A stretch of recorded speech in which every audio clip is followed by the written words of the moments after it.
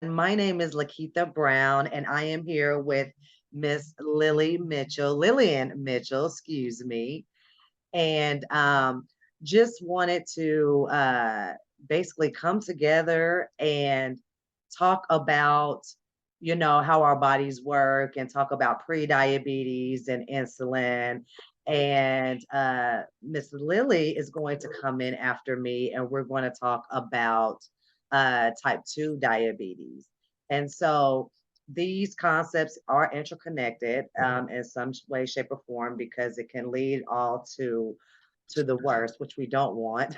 But by the end of this presentation with us today, we will, unravel the puzzle behind, what each of these terms mean, how does it impact our health, and then kind of figure out what are some things that we can do in order to decrease type 2 diabetes, because that's kind of like the end result. Is that correct, Lily? Yes, that is correct. All right. Did you want to go ahead and introduce yourself and what you do first, Sure, and then I'll sure. come in? So, I go by Lily because there were four Lillians, four in my family when I was growing up. Oh, wow. And so in the fourth grade, I decided I was Lily, Lily. So I'm a registered nurse and nutritionist and a health coach. And there's a special place in my heart for weight gain and for diabetes. So we're going to be chatting about that today. Yes, well, that's great. I'm glad to have you here with me, and we both decided to collaborate and do this thing together because ultimately we want to educate and we want to Right. bring reduce the risk of getting these conditions. And if you do, maybe we'll have a next video on how to kind of maintain it. But we're gonna go ahead and go in, and I guess I better introduce myself. I already said my name is Lakitha. Everyone does call me Kiki. I'm a certified health and life coach. I have a clinical health coach license as well as a health coach license, and they're pretty much similar, except for the clinical is more set where I can be in the clinic setting. And I'm there with the provider, and we're able to pretty much team up together. And that's where I kind of fill in the gaps. I'm that person that you can talk to because you can't talk to your doctor every day. And so, but I same as Lily, I have a passion for this. Um, these conditions actually run in my family, and I was diagnosed with pre-diabetes at one point, and I had to figure it out on my own. And so I think our main objective here is just to get the word out, spread it to whoever you feel like would be beneficial to this, and we're gonna just go from there. So let's go ahead and get started. I'll get started with talking about pre-diabetes and insulin resistance. Um, First off, I want to kind of tell you guys what's the difference, right? Like, what is pre-diabetes and what is insulin resistance? Well, um, insulin resistance is basically like a psychological condition in which your cells and your body become less responsive to the effects of insulin. Insulin is a hormone that is produced by the pancreas, and it regulates um, your blood levels. And so we definitely want to keep those levels stable, but sometimes that's not the case, right? It's because those cells have difficulty taking up the glucose from the bloodstream in response to the insulin. So as a result, the body tends to try to make up for what it's lacking, and so that in case turns and develops into pre-diabetes and type 2 diabetes. Now, pre-diabetes is almost like that transitional mode, almost like the intermediate stage between normal blood sugar levels and diabetes. People with pre-diabetes, they typically have like an impaired glucose intolerance or an impaired fasting glucose. And if it's left untreated, again, that goes to type 2 diabetes. Um, Now, how common is this and what are the risk factors? Sorry, I can't talk today. Um, Pretty much, pre-diabetes is very common.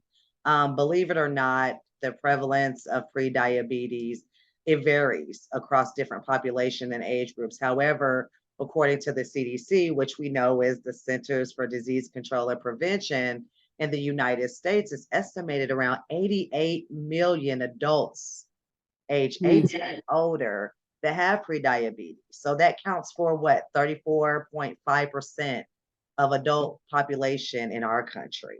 So that's really, really high. And I'm pretty assuming, I don't know the actual numbers for the insulin resistance, but I feel like it definitely is in comparison to, it's definitely similar and parallel to that. So the risk factors, obesity, being overweight, significantly increases the risk of developing prediabetes. It also, is closely linked to that insulin resistance, like we said.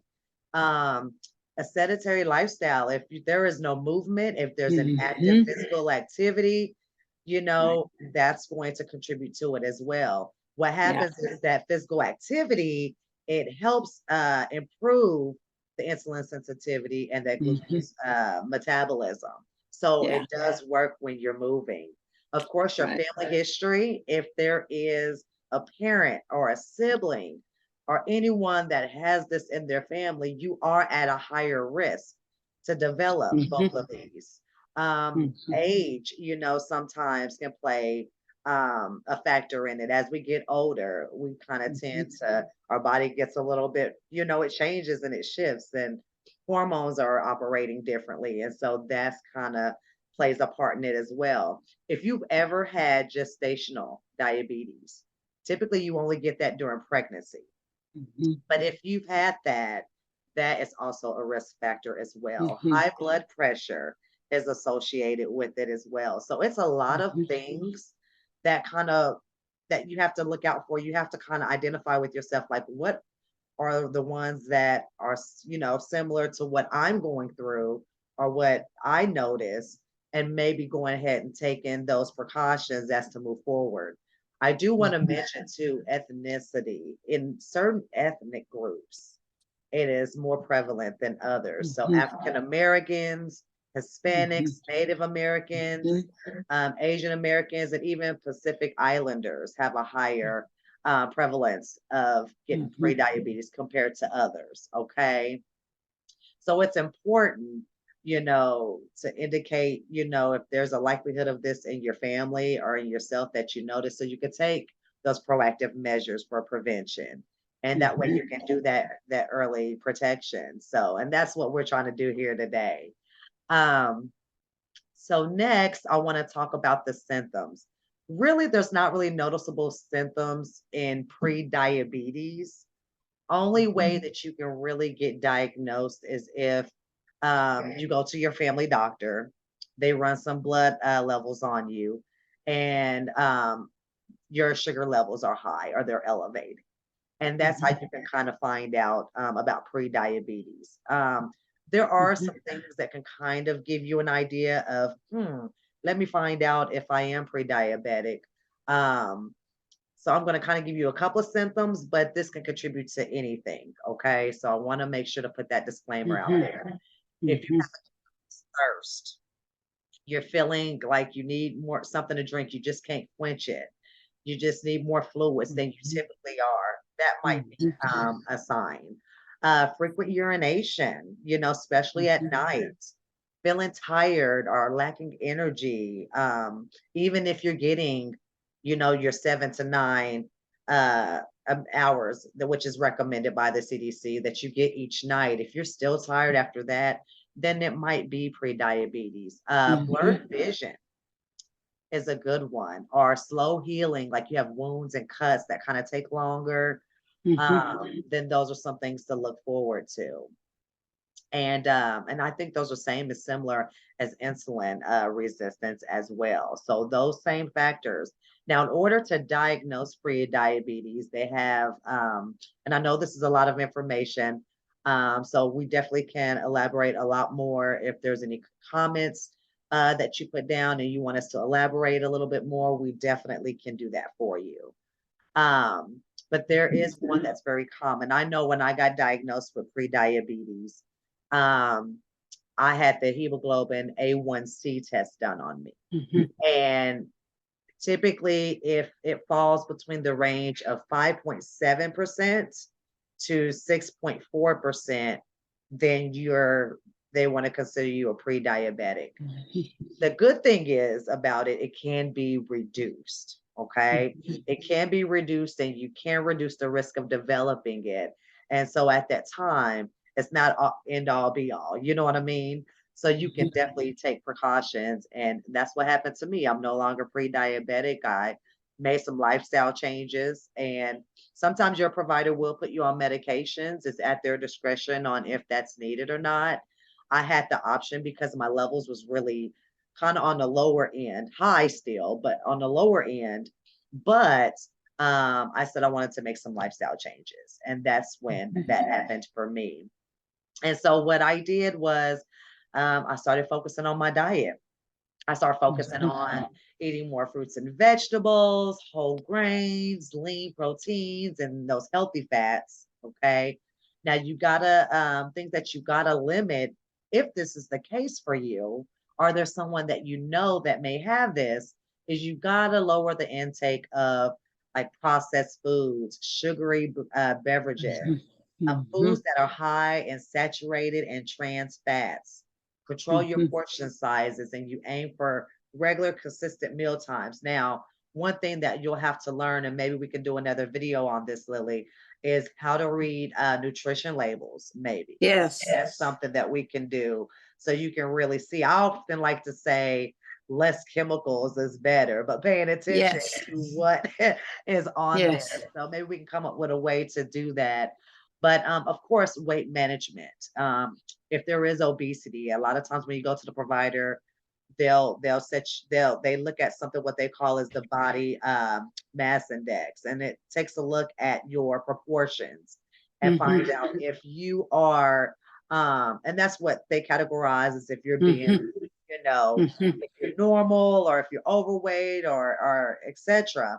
And so if you are in obesity or anything outside of normal, let me tell you, all you have to do is lose 5 to 10% of your body weight. And that's going to make a difference. That's a great difference. And that's how I did with me. I kind of did that. I did it in increments. Let me just lose 5% of my weight because, again, you have to make it a lifestyle, because you want to not get into that position again of having pre-diabetes over again and have to go through the whole same scare. It's very scary when you get those results. Regular exercise, physical activity, 150 minutes per week. Um, Stress management. You definitely have to think of some healthy coping mechanisms in order, which physical activity is definitely one. So you kind of combat in two in one when you do that. Breathing exercises, hobbies, meditation. I know if you have spiritual beliefs, definitely incorporate that. I know that I pray for myself, but everyone's different. But that's one thing that helps me. Making sure you get that sleep, get that 7 to 10 hours. If you're a smoker, definitely try to quit. And I know it's difficult.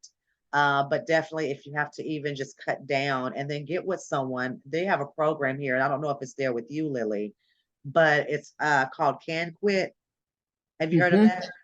Yes. They are an organization that literally will have you work with someone to actually help you to stop. And then they'll, of course, coordinate with your provider to see if there's something that they can do, like medicine therapy, in order to kind of help reduce those cravings because it is difficult. And then, of course, I did regular checkups with my provider so they can monitor my blood sugar levels, make sure that I was good. So definitely it is feasible and it's possible to not be in the danger zone anymore and to develop any of these chronic conditions. Um, and this is the same thing with insulin resistance. You do those same things. I like to say focus a lot on fiber with insulin resistance, which is kind of the same with the norm, you know, with pre-diabetes. But it just helps. And we can kind of give you a list next time as to what specific foods would help. I think that would be beneficial. Mhm. And we can kind of go with that. And then let me see if there's anything else. We talked about medications they could put you on. Let's see. I think that's all I want to go ahead and discuss today because I kind of pretty much narrowed it all in and added that in. Do you have anything to add? I know you're pretty much more on the type 2 diabetes side. Um, oh, No, that you did great. okay, perfect. I do want to add this in. I know I just told you that, but I do want to add this in. I want to let you guys know that if prediabetes or insulin resistance is left untreated at all, it can lead to long-term complications, not only just type 2 Yeah. diabetes, you guys. I mean, cardiovascular disease, which is your Mhm. heart, high blood pressure, Mhm. same thing, risk of heart attack, strokes, kidney problems. I mean, sleep apnea, even. So, when you are taking care of your body and doing everything that you need to do for yourself, you really are saving yourself from not only what we're talking about here today, but a lot of chronic conditions. The goal is to have an optimal life and to pass this on to generations to come. And I believe health is wealth. So I will let you take the lead now, Miss Lily. She's going to talk about type 2 diabetes. All right, Lakeitha, that was great. You provided a lot of useful information. So, first of all, I'm going to tell you, my friends, that I watch and listen to Dr. Mark Hyman. He is a functional medicine doctor. Functional medicine simply means that whatever problem you come to him with, he's going to find the root cause of that problem. He doesn't treat symptoms, he gets to the root cause. So he has, well, he has more than four New York Times bestseller uh, books that he has written. And I've got a couple of them, but not all of them. He's always writing something. So he talks about diabetes, he talks about insulin resistance, he talks about metabolic disease. So if your metabolism is not right, if you're overweight, you have some kind of metabolic disease, and that can be treated and it can be reversed. So one of the things that Dr. Mark Hyman mentions about blood sugar is that it is caused by inflammation. Inflammation in the body will raise your blood sugar, and then inflammation is the root cause of all chronic diseases, even Alzheimer's, heart disease, of course, diabetes, high cholesterol. So we want to find ways to reduce the inflammation. So like Lakeitha was saying, some of the things that increase the inflammation, of course, are sugar, flour, processed foods. So if your great grandmother didn't eat it, don't eat it, because your great grandmother ate whatever came out of the ground. If it was made in a factory, don't eat it. Then you don't have to worry about additives and that sort of thing. So he also mentioned that it's possible to have a normal blood sugar level and high insulin. So when you go to your doctor, have them also check your insulin level to see if there's a discrepancy between your blood sugar and your insulin. So let's talk a little bit more about the causes of inflammation. Also, an unhealthy gut. Let's say, for example, you've taken a lot of antibiotics as a child, or growing up. Yeah, your gut is not functioning the way it should because your antibiotics destroy the good bacteria and the bad bacteria.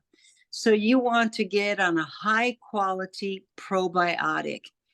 And what Lakeitha mentioned about fiber, you get a lot of fiber in your vegetables. I know one diabetic educator that she recommends that her patient eat vegetables 3 times a day, even with breakfast, because that helps them. The fiber in the vegetables will help stabilize your blood sugar. And also the protein. Protein is very important. It takes longer to break down protein. Your body has to have protein, and it's important to regulating your blood sugar. And I have a little story like Lakeitha. When I was in my 20s, I was told that I was borderline low blood sugar. And so I had to pay attention to what I ate. I can't go with any kind of junk food. I have to make sure I'm getting good protein 3 times a day. Today I've had several different vegetables at lunchtime besides. Okay, so I had black beans, asparagus, and that's the protein, asparagus. I had some sausage from the farm market. They don't treat their animals with anything, no antibiotics, nothing harmful. I had beet greens. I had green beans also from the farm market. So load up on your vegetables. Something else that I started doing that's good for regulating the blood sugar, first thing in the morning, in a glass of water, I'll take a tablespoon of apple cider vinegar with the mother. Get the real thing. Don't get that flavored stuff with honey or nothing. Just take it like that because that helps to regulate the blood sugar. Another thing that causes inflammation and will raise your blood sugar is food sensitivities. You need to find out what foods you are sensitive to. Also, stress. Stress causes inflammation. And like Lakeitha mentioned, your pancreas and liver, if you eat right and take supportive supplements, you're going to find that your pancreas and your liver will regenerate and heal themselves. The human body will heal itself if you provide it the right nutrients. So I heard Dr. Mark Hyman mention that when anybody comes to see him, they have to see a nutritionist first in his office before he sees them, because what we eat and when we eat, how we eat is very important. Another thing that causes inflammation is eating too fast. If you're just used to wolfing your food down, in 15 minutes, that's too fast. That causes indigestion, and you're not going to be able to assimilate the nutrients from your food. Environmental toxins also cause inflammation and will raise your blood sugar. They will cause us to gain weight. Let's see what else I took. I've got some notes right here. So yes, so Mark Hyman talks about staying away from cheap cooking oils like your corn oil, vegetable oil, canola oil. Even if it says organic, no, stay away from those. You can use avocado oil for high heat, but you're better off if you don't fry anything. If you season your meats, bake it in the oven or cook it in your Instant Pot or your slow cooker. And then, of course, olive oil. So, yes, we have to have good fats, and it's good to have it every meal, like your avocado. We have some salad every single day. Every single day, we love avocado. Of course, your raw nuts and seeds. Those are excellent. What else, Lakeitha? What else are we leaving out? Oh, Yes. I know what I was going to say. So Dr. Mark Hyman recommends that even for normal people that are not diagnosed as diabetics, Hmm. he said it's good to check your blood sugar every day. I have not gotten I've my heard of that glucose too. monitor, but I understand that I've seen them at the drugstore. Okay. Yes. And it's good to check. And if you keep your food natural and always have plenty of protein, I mean, like around 30 grams of protein per meal, that's really excellent. And then, of course, men need more protein than women. Right. So, yeah, yeah, you're Yeah. off to a good start doing that, plus taking high quality vitamins like JJ Virgin has and Dr. Mark Hyman has. And there are others. VitaCross has high quality vitamins. So let's wrap it up, Lakeitha. You know what? I think we gave so much information here today, and I think it's enough to at least get started, right? At least to Right.